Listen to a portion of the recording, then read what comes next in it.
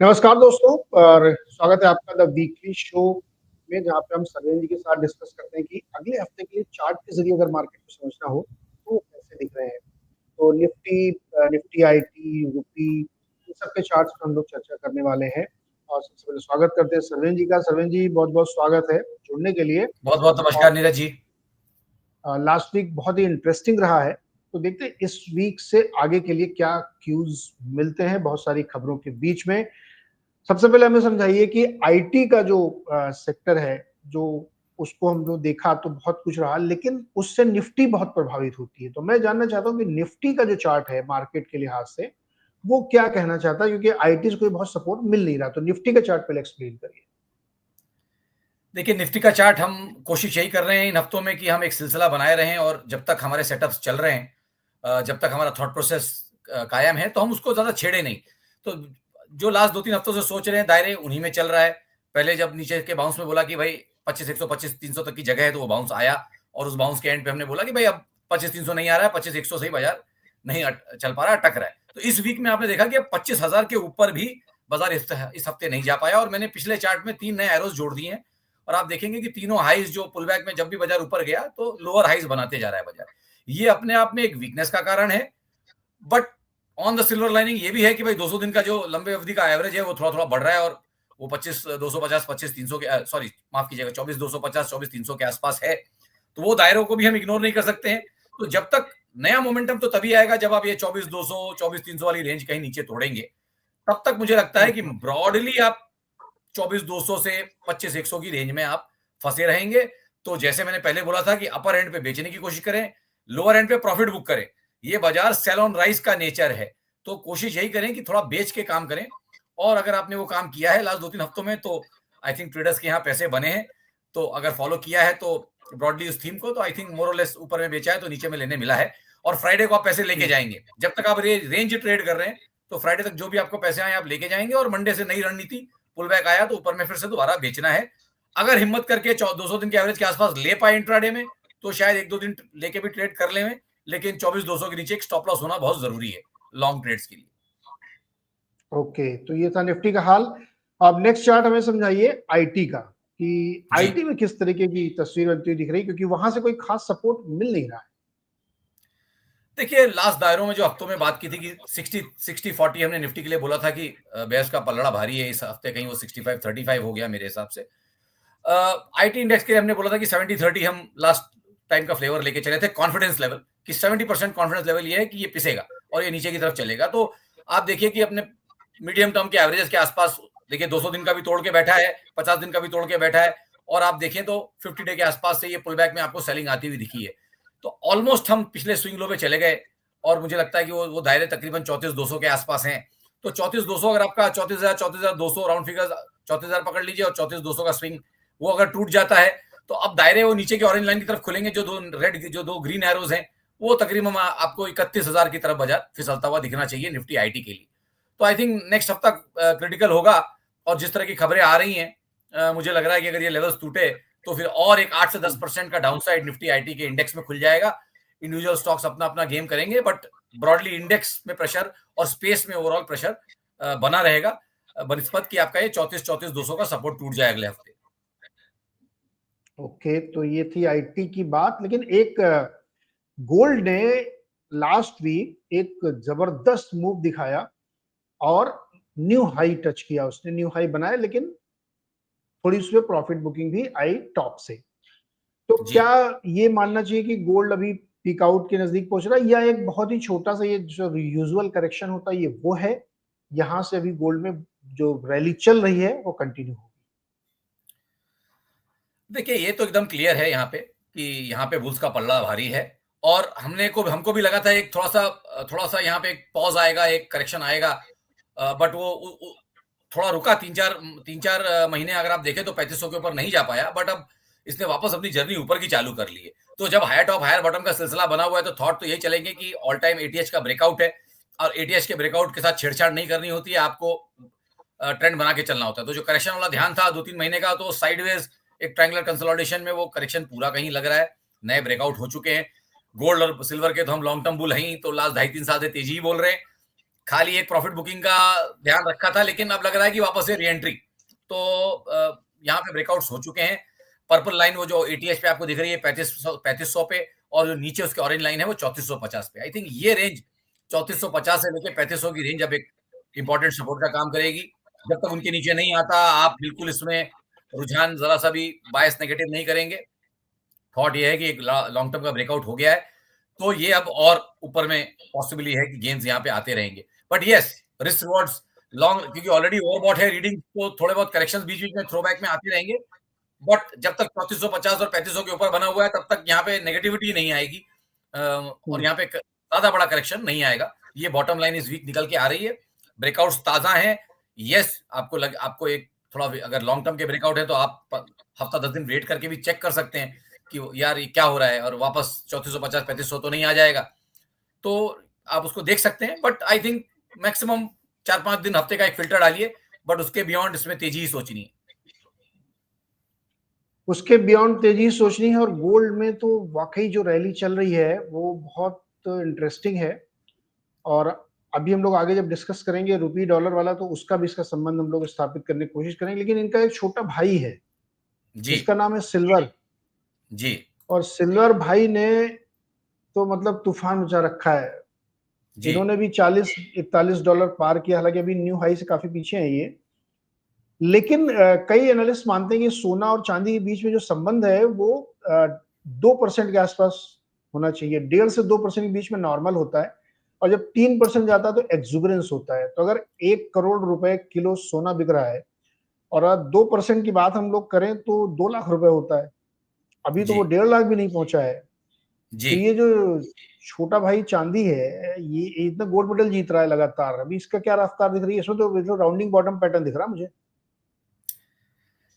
जी, देखिए, large cap और small cap mid cap का जो रिलेशनशिप है वो कहीं यहाँ पे है, तो गोल्ड सिल्वर को आप मिड कैप समझ लेंगे, या मिड कैप नहीं, आप एक हाई बीटा स्मॉल कैप समझ लेंगे। तो सिल्वर का बीटा बहुत हाई रहता है, बहुत ज्यादा वॉलेटिलिटी रहती है, तो सबके बस का नहीं है। मतलब अगर आप एक एग्रेसिव हाई रिस्क ट्रेडर है तो आप सिल्वर करेंगे, नहीं तो आप प्रेशियस मेटल्स में गोल्ड करेंगे।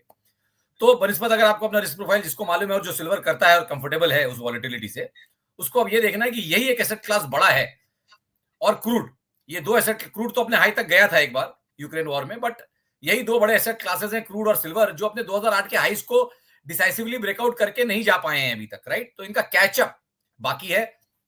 और मैं एग्री करूंगा कि भाई अगर सिल्वर का कैचअप बाकी है, तो अभी हम 40 के साइकोलॉजिकल मार्क के बाहर आए हैं, तो अब सैकड़ा खुलता है सीधा 45-50 वाला, 50 वाला आइडियली खुलता है। 10 का जब आप मल्टीपल खोलेंगे तो 30-40 और अब 50।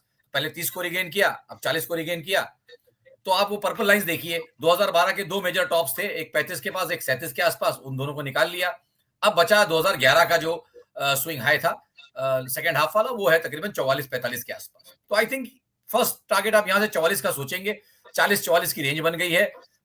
जस्ट लाइक गोल्ड, जब तक 3950 के नीचे बहुत जाता नहीं है, तब तक यहाँ पे मंदी और बड़ा करेक्शन नहीं सोचना है। छोटे मोटे करेक्शंस आएंगे, बट ये ब्रेकआउट हुआ है, कैचअप की तरफ चला है, तो ओनली फ्रॉम 40 to 50 भी अगर चलता है 25% कैचअप खाली हाई बनाने के लिए, तो आई थिंक यहाँ से एक एमसीएक्स में आपको वही एक 30-35 हजार पॉइंट का अपसाइड मिलेगा। तो आप एटलीस्ट 2 लाख तक तो नहीं पहुंचेंगे, बट आई थिंक 160-165 तक कैचअप करते करते कहीं आपको दिखेगा कि सिल्वर पहुंच सकता है। बट 3950 के डॉलर लेवल्स पे आप ध्यान रखेंगे। गोल्ड सिल्वर ट्रेड करते वक्त आपको एक बेनिफिट ये मिलता है कि उसमें आपका साथ के साथ रुपी भी, एमसीएक्स पे अगर आप ट्रेड करें तो रुपए का भी ट्रेड उसके अंदर ही बैठ जाता है, क्योंकि एमसीएक्स के प्राइस में रुपी से मल्टीपल आता है उसका। तो अगर रुपया हमको लग रहा है कि 91-92 जा रहा है, तो वो जो 2.5-3 रुपए यहाँ से और बाकी है ऊपर में, वो भी आपको गोल्ड सिल्वर में कैप्चर करने को मिल सकता है। अगर रुपी के वो टारगेट आ गए 91-92 के, तो वो भी आपको गेन मिल जाएगा। और प्लेन वनीला जो गोल्ड सिल्वर के ट्रेड में आपको जो डॉलर में जो पैसा मिलना है डॉलर प्राइस के बढ़त की वजह से, वो भी आपको मिल जाएगा। तो ये आपको दोनों काम करा देता है। अगर रुपी भी साथ में वीक हुआ तो, अगर रुपी वीक नहीं हुआ तो उल्टा असर पड़ता है, फिर डॉलर में ज्यादा चलेगा परसेंटेज टर्म में और रुपी टर्म में कम चलेगा। बट फिलहाल ऐसा हुआ नहीं है। अभी जब से रुपया वीक हो रहा है, रुपी टर्म में आप देखेंगे कि ज्यादा गेन्स रुपी टर्म्स में है। 2008 का हाई एमसीएक्स में सिल्वर निकाल चुका है, लेकिन कॉमेक्स में नहीं निकाला है अभी तक। तो ये थोड़ा विरोधाभास बना रहेगा, क्योंकि करेंसी उसमें इन्वॉल्व है। जी ओके, तो सिल्वर में भी ये तस्वीर बनती हुई दिख रही है। और अगला चार्ट एक ले लेते हैं फिर, चूंकि समराइज करने में ज्यादा इजी रहेगा। अगला चार्ट है हमारा डॉलर और रुपी का। जी। डॉलर रुपी की कहानी ये है कि एक बार उसने 88 के ऊपर का लेवल दिखाया, फिर वहां पे थोड़ा सा टूटा। तो आपने पिछली बार कहा था कि अगर डिसाइसिवली उसके ऊपर बंद हो तब तो एक नई चीज, नया ब्रेकआउट या ऊपर की तरफ रुझान बनेगा। अभी कैसा दिख रहा है चार्ट? देखिए यहाँ पे यही हुआ कि जब पहली बार हम 88 गए, वो हम गए थे फरवरी में, फरवरी 25 में। उसके बाद हमने उसको एक बार रिटेस्ट किया, उस लेवल को हमने जाके अगस्त में। अब सितंबर में जो आप देखेंगे, सितंबर के वीकली कैंडल्स देखेंगे, और अभी मंथली कैंडल तो बनेगा, लेकिन सितंबर का पहला वीकली कैंडल जब आप देख रहे हैं, जो वीकली कैंडल बन रहा है, वो आपको दिख रहा है कि वो उसके ऊपर ही बन रहा है। तो पहली बार ऐसा हो गया है कि आप 88 के ऊपर टिक रहे हैं। तो 88 के ऊपर जो आप टिक रहे हैं, जो इसके पहले दोनों बार रिजेक्शन आया था 6 महीने के गैप पे, अब वहां आप टिकने लगे हैं, स्टिकी हो गया है। अब इंट्राडे में 88 के नीचे नहीं जा रहा है, तो लग तो रहा है कि ये ब्रेकआउट पक चुका है। चाहे तो एक अगले हफ्ते के पहले 2 दिन और दे दें, अगर आरबीआई का कोई मेजर इंटरवेंशन आता है कि उसको भी लगता है, उनको भी लगता है कि 88 के नीचे रहना चाहिए, तो अच्छी बात है। नहीं तो फिर ये, जैसे मैंने बोला, 91 92 के टारगेट्स हमने जब दिए थे, जब ये मूव चला था 83 84 से, तब तो ऐसा लग तो रहा है लॉजिकली कि भाई जब 88 के ऊपर टिक गया है, तो कहीं इसकी मंशा है। जैसे हमने बोला ना, सैकड़ा कैच करने की मंशा हर प्राइस की रहती है, तो 90 को पकड़ने की ये कोशिश करेगा, क्योंकि 90 की तरफ जाने की एक बार डेफिनेटली कोशिश करेगा, सैकड़ा चेंज करने की कोशिश करेगा। और डॉलर बुल्स जो हैं, वो उन नंबर्स को देखेंगे, क्योंकि उनके आसपास वो प्रॉफिट बुक करना चाहेंगे। किसी ने 88 का ब्रेकआउट ट्रेड किया है, तो एटलीस्ट करेंसी में 2-2.5 रुपए तो कमाना चाहेगा ना। तो उस एंगल से अगर आप देखें तो 90-91 के लेवल्स यहाँ पे आ सकते हैं।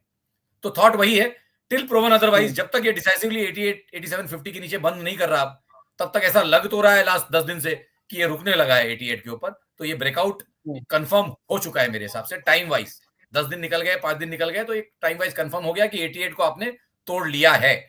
तो अगर उसको तोड़ लिया तो 90, 91 और 92 ये लॉजिकल लेवल्स यहाँ पे आने चाहिए। तो अगर 90, 91, 92 लॉजिकल लेवल आएगा जी, तो गोल्ड पे क्या इंपैक्ट पड़ेगा? So for every rupee I think around 1000-1200 rupees तो आपको गोल्ड में एमसीएक्स के भाव में उसका बेनिफिट मिल जाता है। एक एक रुपए पे आई थिंक 1000-1200 रुपए के करीब तकरीबन, ब्रॉडली मैं बोल रहा हूँ, एग्जैक्ट नंबर्स का फॉर्मूला नहीं है मेरे पास, बट 1000-1200 रुपीज तो खाली रुपी में चल जाएगा।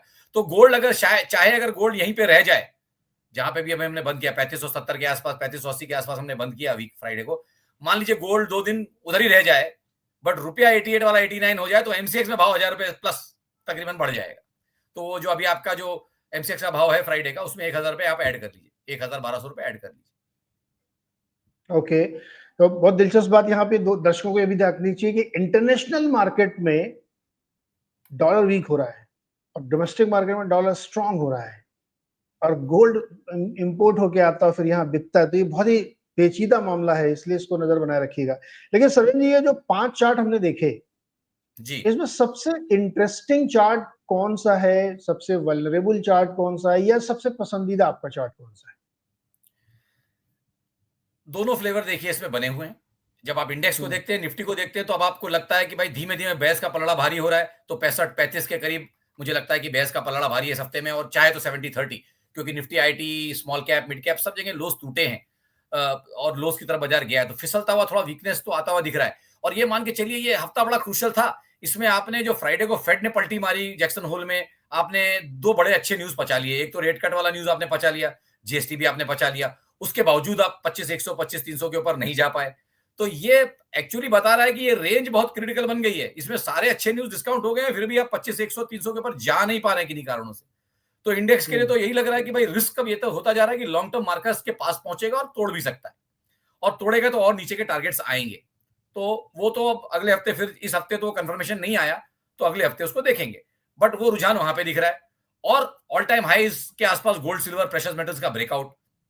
तो I think next interesting chart gold है कि इसने अपनी जर्नी को कंटिन्यू कर लिया। जो पहले लग रहा था कि थोड़ा सा करेक्शन और विराम लगेगा, विराम तो नहीं बोलेंगे, कॉमा लग रहा था, पहले लग रहा था एक करेक्शन आएगा, एक कॉमा लगेगा 6 महीने का, और वापस कहीं 3000-2900 तक जाएगा करेक्शन में, लेकिन वो चीज तो चली गई आउट ऑफ द विंडो। जैसे ही आपने 3500 का ब्रेकआउट कर लिया, 3450 का ब्रेकआउट कर लिया, तो वो थ्योरी अभी विंडो के बाहर जा चुकी है। लग रहा है कि ये कंटिन्यूएशन में चलेगा। तो इंटरेस्टिंग चार्ट मुझे लगता है, अगर गोल्ड के सेटअप्स कंटिन्यू रहे तो 8 से 10% गोल्ड में आपके बन सकते हैं। और वाइसा वर्सा हमने देखा था कि आईटी इंडेक्स में रिस्क है कि 8 से 10% घट सकता है। निफ्टी में भी अगर 200 दिन का एवरेज टूटेगा तो 7-8% की गिरावट और आ सकती है। तो दोनों को बैलेंस करके चलें, आई थिंक नेक्स्ट हफ्तों में क्लैरिटी आ जाएगी। ओके, वैसे तो पांचों चार्ट बहुत इंटरेस्टिंग है, लेकिन जी, निफ्टी वाले पे नजर रखनी है और जी। गोल्ड के चार्ट पे नजर रखनी है कि वहां क्या होने वाला है, क्योंकि लाइफ हाई छू के वो हल्का सा नीचे आया है। तो अगला हफ्ता फिर बहुत क्रूशियल, हालांकि मैं हर बार यही कहता हूँ, लेकिन अब मैं क्या करूँ, हर हफ्ता क्रूशियल होता ही जा रहा है, कुछ ना कुछ जी, जी। ऐसा हो जाता है कि मुझे ये कहना पड़ता है कि अगला हफ्ता और इम्पोर्टेंट होगा। कैसा होगा और किस तरह से आपको ट्रेड करना चाहिए, क्या मार्केट करना चाहिए, ये सब आप अपने डिसीजन लेने से पहले किसी फाइनेंशियल एडवाइजर से पूछिएगा। ना मेरी मानिए ना सरवीन जी की मानिए, हम केवल आपको एक्सप्लेन करने की कोशिश कर रहे हैं कि चार्ट पे तस्वीर कैसी नजर आ रही है। सरवीन जी बहुत बहुत शुक्रिया, आज हम लोग थोड़ा सा लेट हो गए बहुत-बहुत क्योंकि मैं धन्यवाद। कहीं बाहर हूँ, लेकिन मैं फटाफट इसको चाहता हूँ कि लोग देखें, अप्रिशिएट करें और चैनल को जरूर सब्सक्राइब करिए। बहुत बहुत शुक्रिया इस हफ्ते के लिए।